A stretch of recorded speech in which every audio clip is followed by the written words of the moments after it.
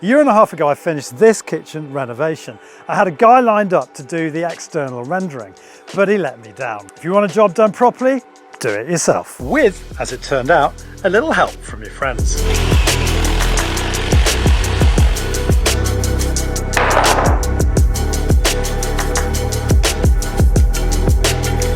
I've done a bit of rendering before, but nothing on this scale. Somebody on my Discord members forum suggested I do a course. So I went on a course at EWI in Birmingham. I had a fantastic time, 1-day training session, and they're sending somebody around today just to keep me on the straight and narrow. For anyone wanting to attempt this as a DIY, this is obviously not day one. Day one, I put a fungicidal wash on all the exposed brickwork, which then had to be scrubbed off and rinsed, and also stripped off all the remaining render that was left over from the building works. That was exhausting. And I dealt with what could have been a tricky transition between the existing tooling and the new render by mitering the edge of the two walls, which has worked really well. Day two, scaffold arrived, and I had to put all these corner beads, reveal beads in, because that would have taken up a lot of time if we'd done that today with the guys from EWI here. And that went on till 10 o'clock last night to try and get things ready, so I'm absolutely broken this morning. Also on day two, I applied this protective covering to the windows. Very important. When I got these windows fitted, the first thing they said to me was, do not get any products like K-Rend, I suppose lime render as well, onto the glass because it will pit the glass. I'm just hoping when Gareth arrives, he's going to be happy with my work.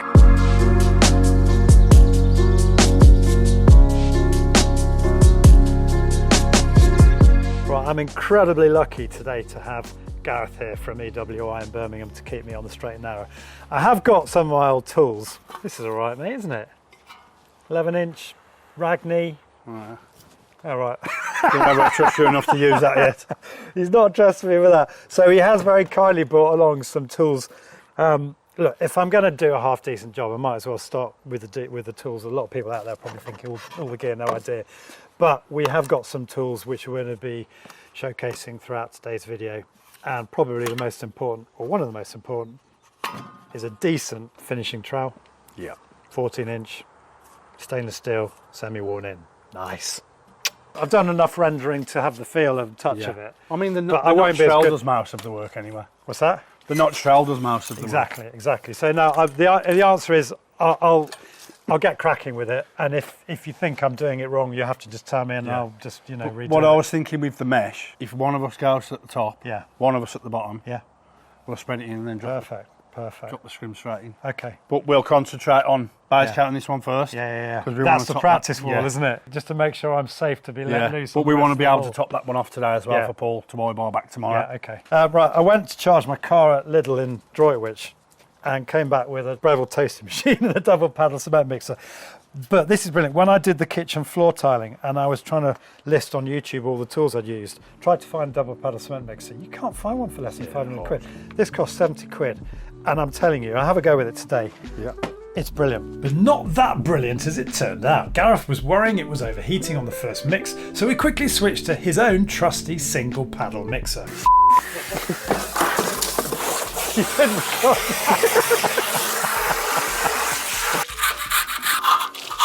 So Gareth bought this. He's got superpowers. Shall I start putting in 12 litres and then see how we get on?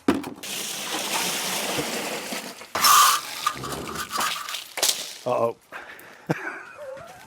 That's not good. Charlie! Yeah. You've already failed. Why? What have I done? Beads fell off. Oh, why did that happen? I was scraping across it to get the hole spots off.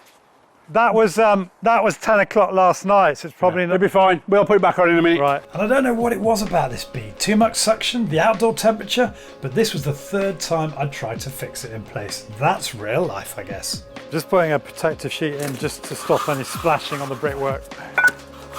It's basically 4 to 5 litres of water per 23 kilogram bag. I fell into the trap of trying to mix 2 to 3 bags at a time. Much better to mix 1 or maximum 2. This way you don't overload the mixer and won't end up with pockets of powder when you're applying it to the wall. Yeah, when I was applying the corner beads yesterday, that would have been too wet. I think it's fair enough, isn't it? When you're putting a base coat on with mesh, it needs to be this sort of consistency. Right, just put it on that corner there, mate. Now, a lot of you will be thinking, oh, he hasn't primed the surface. You don't prime the brickwork when you're using a lime render. What you do is you prime the lime before putting the silicone top coat on. We'll come to that a bit later. But what we should have done is an absorption test, because those concrete blocks that have been exposed for over a year were sucking in a crazy amount of water. More on that in a minute. Right, Gareth's going to show me how it's done and I'm going to try and follow him. Yeah, look at that little... See, that's already more on there than I would be comfortable having on the hawk. He's already doing something that I struggle to do, which is going back down once you've gone up.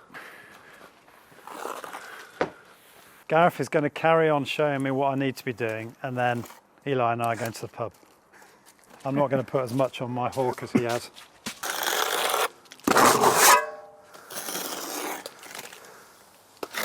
I'll tell you something, mate. If I was doing this without you here today to tell me what to do, I'd put a little bit on here, probably not even that much because I'd think it was going to fall off. And then I'd probably just get as much on the wall as possible. Try not to scrape it as much. Try not to scrape it as much? Yeah, that's it. Let it glide. Right, okay. See, now you haven't got it. You can't hear your trowel dragging across the blockwork now. Yeah. Would you put the whole lot on? Yeah. What you're doing is you're going up and then you're going back down like that. Yeah. And when I do that, half of it falls off.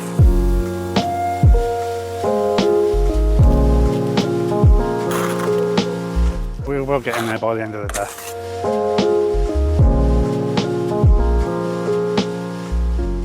What you want to aim to do is, you see all these trowel lines? Yeah. Right. So what we want to do, get rid of all the trowel lines so you're always coming back over. Gotcha. And you can't just do that by smoothing it afterwards. It's easier to do it at the time, then you haven't got to go back on it. I mean, the notch trowel does do a lot. Yeah, let me have a go. So it doesn't really have to be that neat on the base coat.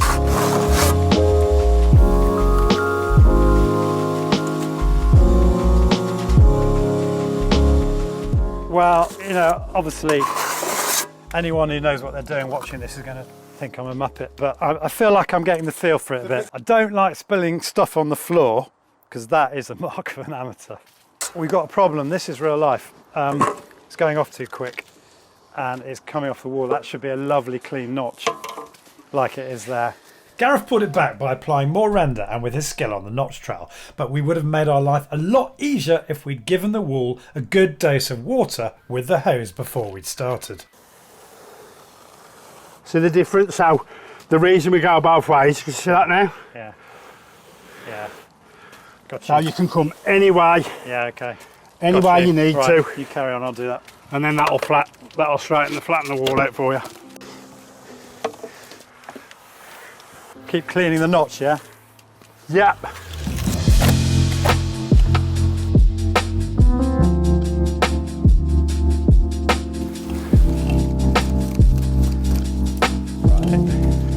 Right. So keeping it back from the beads.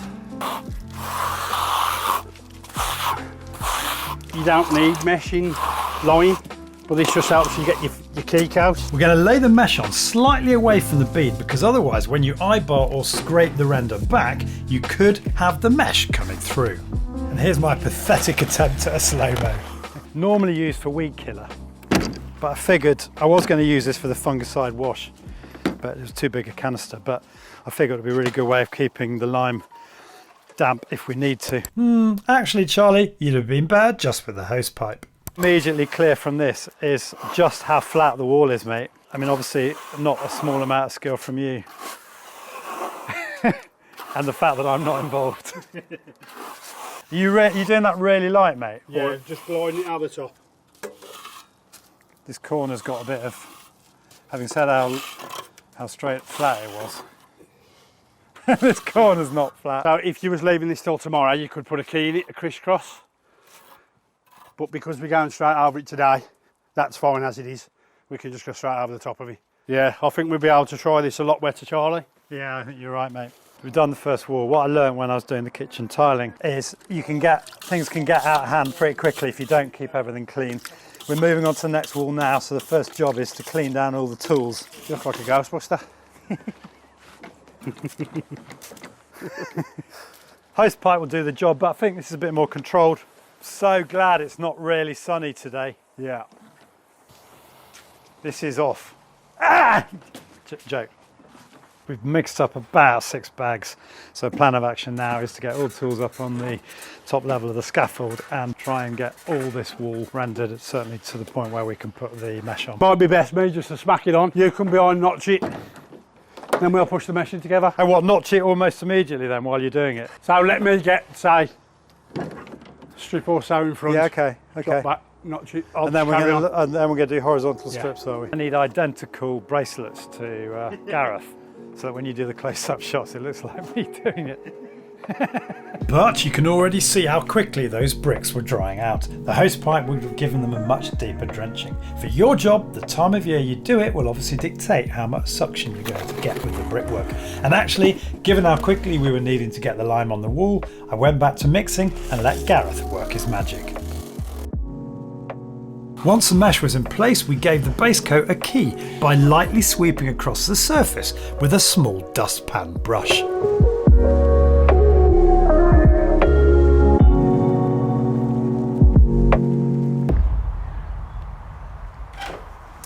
Yesterday was a bit of a tough day. I was hoping to be on the tools quite a lot, but getting this lime onto an old property was harder than we thought, so I ended up being a glorified labourer. But today is a different day, and we've got Paul coming from EWI, which will be quite exciting. Who's Paul, I hear you ask? Well, he was a guy that ran the training at EWI HQ in Birmingham that all system installers have to go through. He kindly agreed to come on day 2 to help with the second coat and to show me his eye-bar skills. Let's see how we get on, and I think you'll see a lot more of me doing this stuff. If you put 2 5 litres in there, yeah, stick 2 bags in, yeah, right. And then we can add a little Yeah. or add some powder. Yeah, good plan.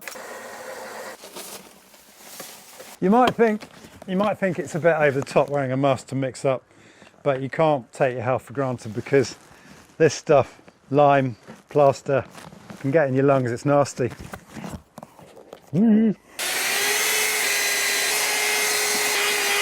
On an EWI, on an external wall insulation system, you have your window reveal beads, which has this little mesh thing on it, on the inside of the corner beads. Of course, I didn't remember that this isn't, well, I knew this wasn't external insulation. We're just rendering directly onto the brickwork, and what I should have done is put the window corner beads on, set the corner beads on first, and then the window reveal beads afterwards. To line up with the corner. To line up with the corner, because also there's a weatherproof strip. When you tear this off, you can see it on this window over here. So that strip there should be on the outside of the render, but in what we're doing today, it won't be. It'll be hidden behind, which isn't a big issue, because actually traditional property, I think it will probably look nicer to have the render going right up to the frame, but I got it wrong. I'm not going to skirt around the issue. I want you to start on corner here. Yeah. What I'm going to do is introduce hard Harris.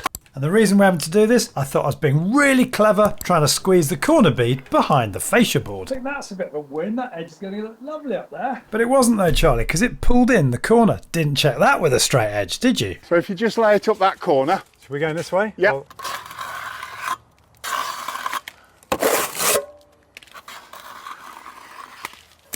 Right, so if I could stop you there. Yeah.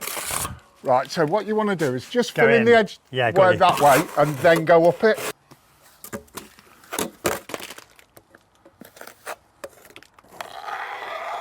Carry along that top, Yep. blending it back. So whilst I was getting the hang of troweling on the lime, Paul was using his scraper to start the levelling process. Pulling in quite well, which means we'll probably be sponging it in. Nice, mate. The sun's meant to follow us. This isn't ideal, is it? No, we'll be all right. We got it on before the sun came out, didn't Okay. we? Yeah. It's really reassuring having an expert with you like this to tell you stuff like that. And then the final levelling off of this coat is done with the float. As you'll see shortly, we take a slightly different approach with the main wall. See that? I can really give that some welly. That bit there, whereas other areas I've got to be a bit more gentle because it's wetter. So you've got a few alternatives finishing this. So you've got your traditional polyurethane float or wooden float. They work just as well. Yeah. So all I'm doing is just rubbing this up now. Yeah. So that's that's sort of one alternative you can use. Yeah.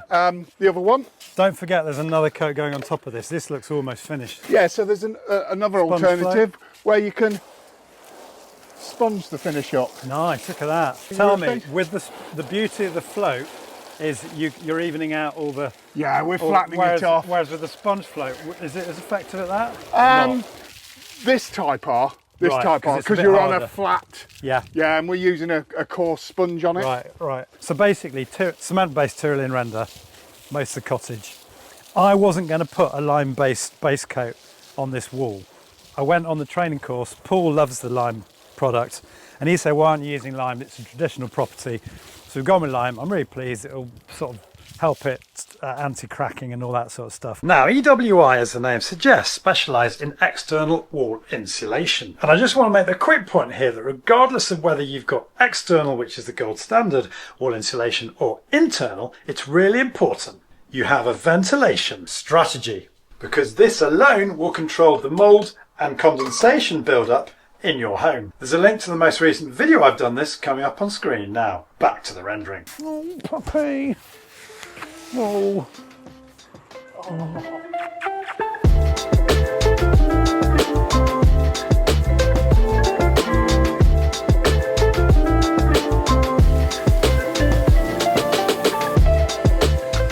I am loving it now. I'm starting to get used to troweling it.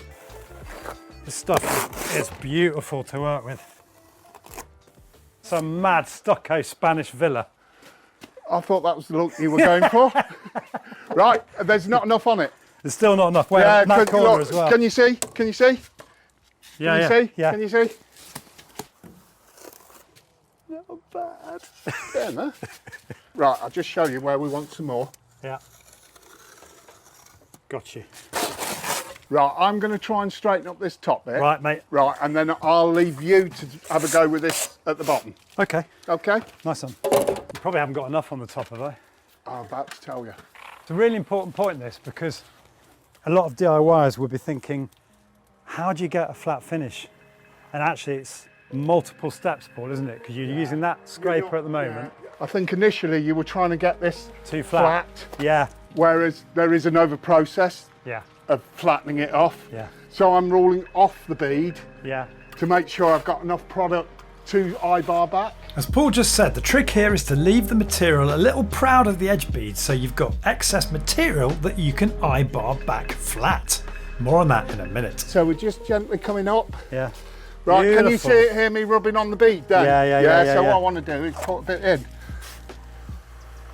Oh, because you shouldn't be rubbing on the bead. Yeah, because we're going to scrape it back to the bead. It's a lot to take on board. Clean that off. No, you need that. You need that. I think that's a really good training trick. We'll be scraping the render back like you would with, for example, K-Rend. So if you can hear the scraper on the bead, it's not thick enough. This is literally one of these jobs that Paul makes it look so easy. Yeah, I'm a bit out of practice, to be honest. What you've got to remember is, once we've eye-barred this back, you're also going to put another 1.5 million over the top. We've got enough there to take off. Yeah. So that's what we want to be doing, constantly checking. Yeah. We've done that section down there. We're going to work in vertical sections. So I'm going to start here, get some gear on the wall, and then go downstairs and finish the underside bit there, and then try and get it smoothed out as best as possible. Well, Paul. What? You're a good coach, mate. You said with a whole lot falling off on the ground. Yeah, look at that. I think you're getting the hang of it now, Charlie. Yeah, mate. Yeah. Well, it's feel, isn't it, at the end of the day? This time next year, mate, we'll be millionaires. Bloody hope so, if you can tell me how. So it's all starting to take shape. And come midday, the cavalry was also about to arrive with the return on site of Gareth.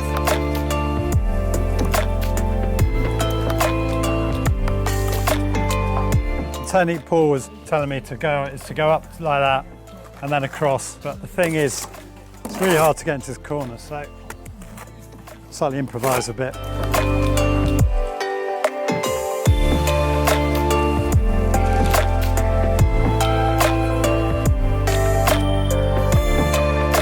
Boys on Discord said you need to be doing this yourself. I was like, because they said, come on, you've done your floor, kitchen floor tiling, one man, and I said, no, I can't do that. And he said, why not? I said, because it's not a one-man job. And just seeing Bert up on the scaffold and Paul doing that and me having to mix up because otherwise we're running out of gear, this is not a one-man job. Paul, what do you think? I mean, on a day like today with the sun shining, you couldn't stop doing your troweling to then mix up 3 bags of stuff, could you? No. It's just not happening. No, it's not. So, it's not a one-man job. Yeah, so that is why 2 man minimum. So that's why I'm so grateful that they're here today. You know, I've had a go on the tools. I'm loving that, but at the end of the day, you've got to realise where your place is, and my place right now is mixing the gear up for the boys. Tails there, isn't it?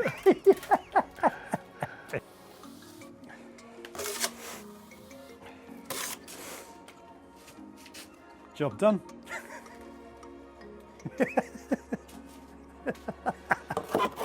It's got to be kept flat, and all Right. you're doing is gently go over it, Yeah.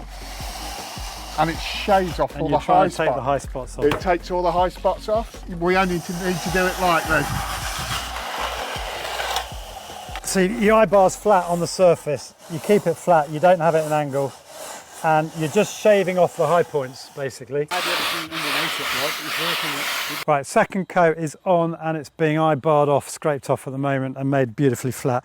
The next step is top coat primer, which I'll probably put on tomorrow. Well, that never happened. It's now a week later and I finally got this on last night because the weather hasn't been great. Finally got a window to get it done. Funky stuff, this primer, but I'm going to tell you more about that in next week's video because we haven't had a chance to get the silicone top coat on during this video segment because I've decided rather than trying to trowel it on, which I'm told isn't really a one-man job, again I'll explain why later, we're going to spray it instead because that will also more accurately reflect the existing texture of the Tyrolean on our cottage. But on that one-man job point, it raises an interesting point, doesn't it? Because at the start of this video I said, or at least I was told by my members, to have a go at doing this job myself. And so I'm going to ask myself the question at the end whether I could have done that. And the simple answer is no. Partly because it's a 2-man job. If you're going to take this on, get a mate along to do the knocking up for you because you're not going to have time to do that while spreading all the gear on the wall. But secondly, if I'd done all this without the practical experience I learned over Thursday and Friday last week, I think I would have got myself into a bit of a mess. So with the knowledge I've now got, having done this video, yes, I would happily take on this job. But without that, I think I would have got myself into a bit of a mess. So if you're thinking of doing something like this, get yourself on a course because I think that practical experience will be massively important in helping you to pull off the job successfully. That's it for today. Hope you found today's video useful. Details of everything I've talked about and used will, as usual, be in the description below the video. And if you're new to my channel, it would mean so much to me to have you subscribe. You can do that by clicking on the link here. And don't forget to click the bell notification icon so you get notified of all my future uploads. See you next week.